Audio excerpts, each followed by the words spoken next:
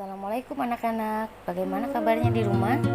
Semoga semuanya selalu sehat dan semoga kita cepat kembali bertemu di sekolah kita tercinta Latansa Celekia. Oke, kali ini kita akan belajar tentang hikmah ibadah sholat ya. Nanti kalian bisa buka buku paket kalian di halaman 129. Nanti setelah kita belajar bersama-sama materi tentang hikmah sholat, Buning harapkan kalian tahu manfaat sholat itu apa saja, dan kalian nanti ketika kalian melaksanakan sholat, kalian bisa sholat dengan khusyuk supaya sholat kalian memberikan banyak manfaat untuk kalian. Oke, kita langsung mulai saja ya. Kalian bisa juga buka buku paket kalian di halaman 131. Nah, yang pertama tentang hikmah sholat. Ketika orang melaksanakan sholat, ingatannya tertuju hanya kepada Allah. Siapapun yang rajin mengingat Allah, pasti hatinya akan menjadi tentram. Mengapa Allah mewajibkan sholat kepada umat Islam? Karena Allah mengasihani dan menyayangi orang Islam. Kalian boleh amati orang-orang yang rajin melaksanakan sholat di sekitar rumah kalian ataupun di sekitar sekolah. Bagaimana perilaku mereka? Orang-orang yang rajin melaksanakan sholat, mereka pasti suka berbuat kebaikan, tidak pernah berbuat kejahatan. Hidup mereka tentram dan damai. Itu semua karena mereka rajin sholat. Orang yang rajin sholat juga akan memperoleh hikmah dari sholat yang dikerjakannya. Nah, kita akan belajar apa itu hikmah sholat. Ibadah sholat memiliki banyak hikmah atau manfaat untuk kehidupan kita di dunia maupun di akhirat. Nah, apa sajakah hikmah dari ibadah sholat itu? Nah, berikut ini ada beberapa hikmah sholat yang akan kita pelajari. Yang pertama, sholat itu mencegah dari perbuatan kejahatan. Dalam surat Al-Ankabut ayat 45, Allah Subhanahu wa taala berfirman, "Inna sholata tanha 'anil fahsya'i wal munkar." Yang artinya, sesungguhnya sholat itu mencegah dari perbuatan keji dan munkar. Nah, sholat merupakan sarana untuk mendekatkan diri kepada Allah. Siapa yang dekat dengan Allah pasti akan mendapatkan perlindungan dari semua kejahatan dan dosa. Semakin rajin kita sholat, semakin jauh kita dari perbuatan tercela. Kemudian hikmah sholat yang kedua yaitu sholat dapat membersihkan dosa. Dalam sebuah hadis Rasulullah Shallallahu Alaihi Wasallam menerangkan bahwa sholat itu ibarat sungai yang mengalir di depan rumah kita. Jika kita melaksanakan sholat 5 kali sehari, sama artinya kita mandi 5 kali sehari di sungai itu. Badan kita pasti bersih sepanjang hari. Coba bayangkan kalau kita sehari mandi sampai 5 kali, kira-kira badan kita bersih apa kotor? Kotor. Nah, pasti badan kita jadi bersih dan segar.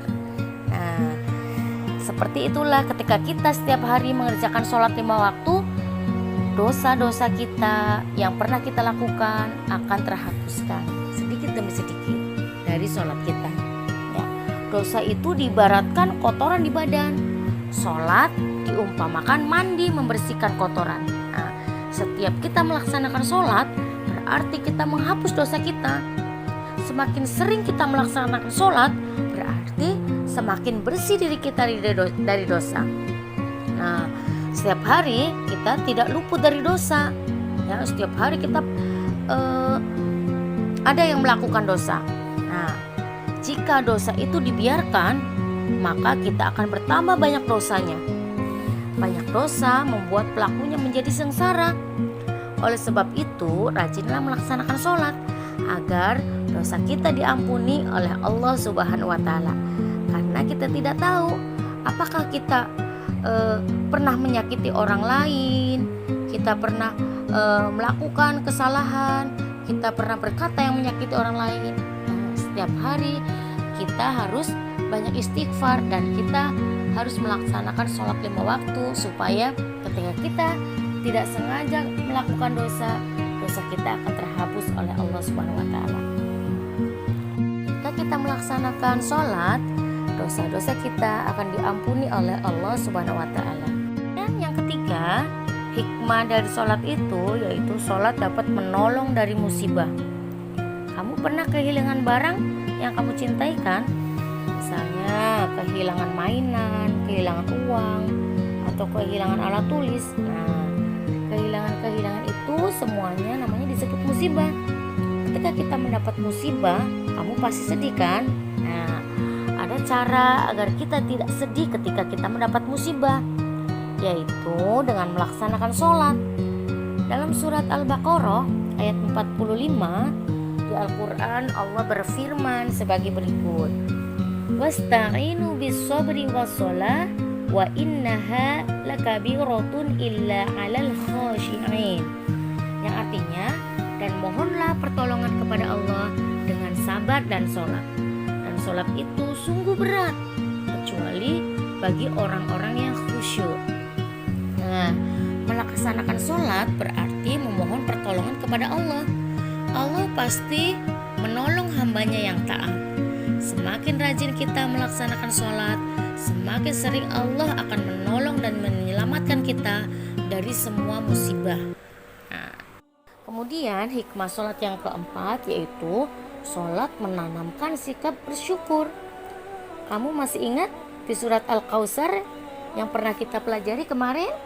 Isi surat tersebut menjelaskan tentang cara kita bersyukur kepada Allah, yaitu dengan melaksanakan sholat dan berkurban. Nah, sholat merupakan wujud terima kasih kita kepada Allah karena diberi banyak kenikmatan. Syukur adalah rasa terima kasih kepada Allah. Segala yang diberikan Allah harus kita syukuri. Jangan pernah kita berkeluh kesah meskipun yang kita miliki lebih sedikit dari orang lain. Kita tidak boleh iri dengan orang lain, ya. Kemudian sholat mendidik kita menjadi orang yang suka berterima kasih, selalu menggunakan pemberian Allah untuk kebaikan. Apapun yang Allah berikan kepada kita, kita syukuri dan kita gunakan untuk membantu orang lain, menolong orang lain, untuk bersedekah. Semuanya kita gunakan untuk mencari pahala, ya. Kemudian sholat juga menjauhkan kita dari sikap takabur atau sombong dan rendah diri, serta menjadikan kita memiliki sikap rajin dan disiplin. Contohnya, ketika kita mendengar suara azan, kita langsung datang ke masjid. Nah, itu namanya anak yang disiplin. Ketika kita mendengar suara azan, kita langsung bergegas, kita langsung ambil wudhu, dan kita langsung bersiap-siap untuk melaksanakan sholat. Nah, itu termasuk sikap yang disiplin. Dan sholat mengajarkan kita untuk menjadi orang-orang yang disiplin. Kemudian hikmah sholat yang kelima yaitu sholat menjadi sumber petunjuk. Rasulullah SAW pernah bersabda yang artinya sholat itu adalah sumber cahaya. Barang siapa yang menjaganya, di hari kiamat ia akan mendapatkan cahaya. Barang siapa yang tidak menjaganya, maka tidak ada cahaya dan petunjuk baginya.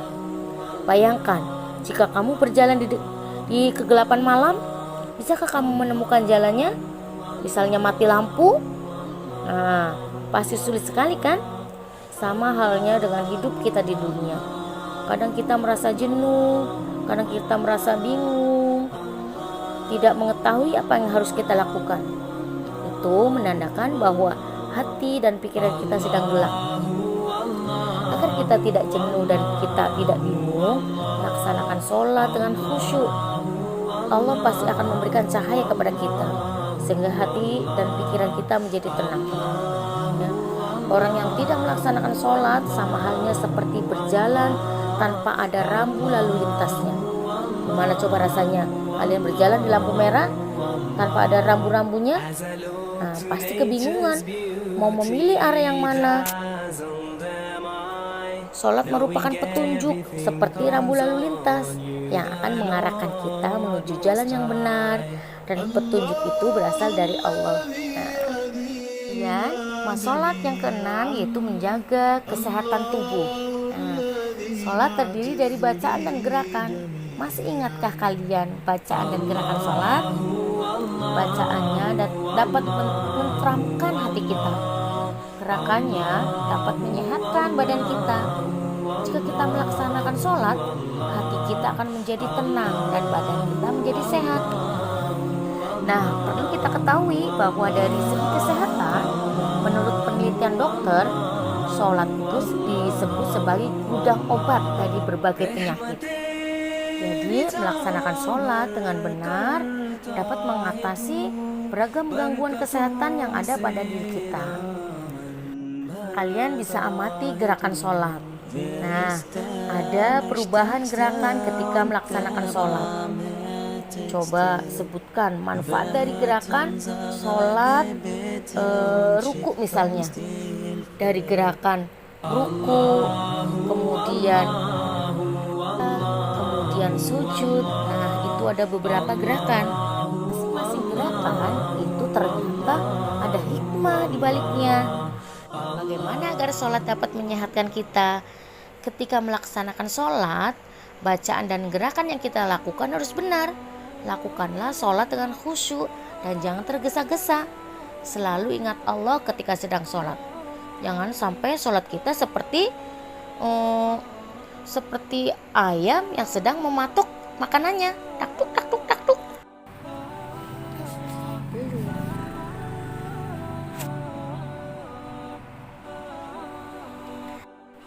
Oke, sekarang kita akan belajar sholat dengan khusyuk. Nah, ketika melaksanakan sholat, semua harus tenang.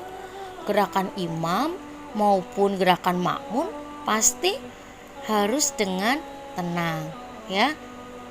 Tidak ada yang bicara atau berbisik-bisik. Semua menghadap ke arah yang sama. Ke arah mana? Ke arah kiblat. Nah, keutamaan sholat fardu lebih besar daripada ibadah lainnya. Kenikmatan ibadah akan diperoleh jika kita melaksanakan sholat dengan ikhlas, berpakaian bersih, hatinya tidak lalai, hatinya mengingat Allah, dan kita lakukan sholat dengan khusyuk. Bukan kita melaksanakan sholat dengan bercanda atau bermain-main dengan teman kita. Itu tidak boleh ya.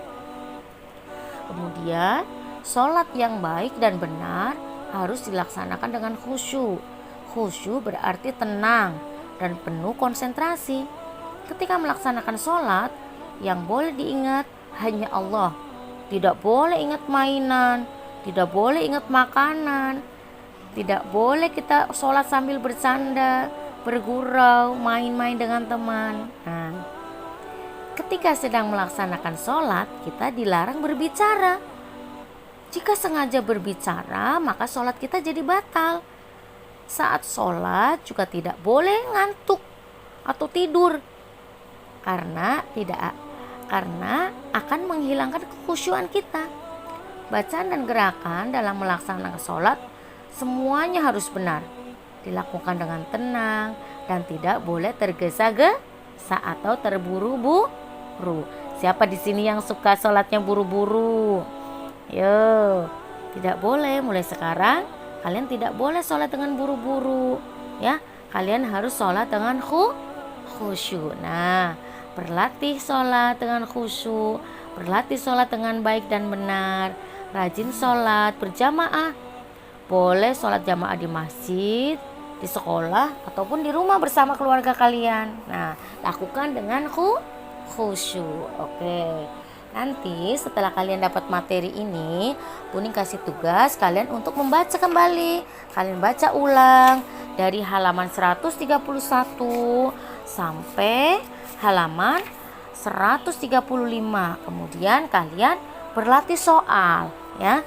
Soalnya nanti kalian kerjakan di halaman 137 yang pilihan ganda dari nomor 1 sampai nomor 10.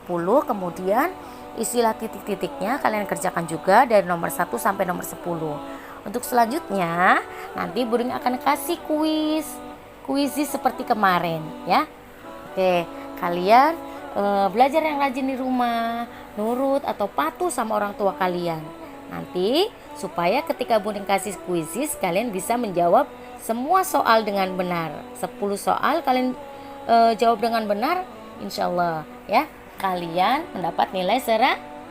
Siapa yang mau dapat nilai 100? Saya. Oke. Semoga semuanya tetap semangat ya, walaupun belajarnya di rumah, kalian tetap harus semangat. Oke, Buding akhiri. Wassalamualaikum warahmatullahi wabarakatuh.